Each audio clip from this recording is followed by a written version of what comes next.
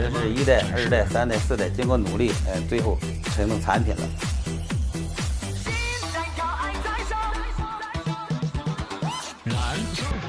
你平常睡觉会打呼噜吗？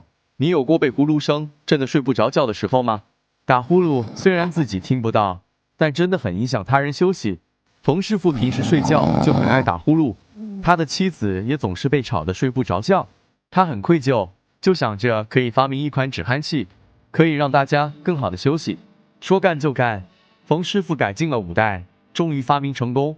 首先把它放进嘴里，把下巴卡住，然后将舌头放进压舌板，再通过螺钮将牙固定住，就佩戴完毕了。